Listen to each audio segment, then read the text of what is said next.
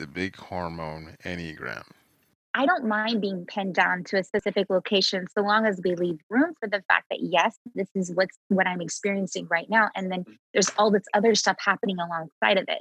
So the Right. location, Because in other words, has a lot of width location-wise. Yeah, 4 and 9 seem to do the same thing of like you can't capture me, but in completely opposite direction.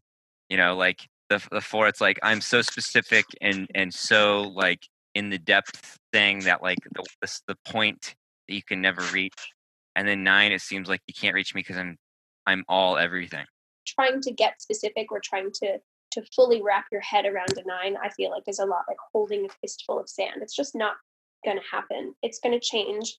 It's going to like leak out. It's impossible. That's like completely Wow. exactly the opposite of what I was speaking to about that like platonic Yeah. ideal of the image type. It's like I'm so specific.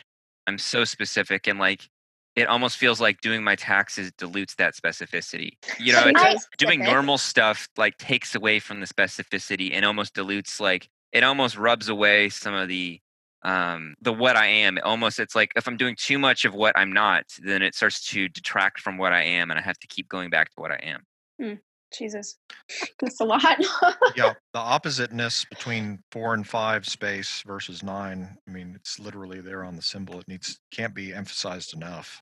like the 4, it's almost like they know what their experience is. They're very specific about what it is. And for the 9, they're leaving the mystery of it's not all there yet. Like it's this Right. and it's more. Right.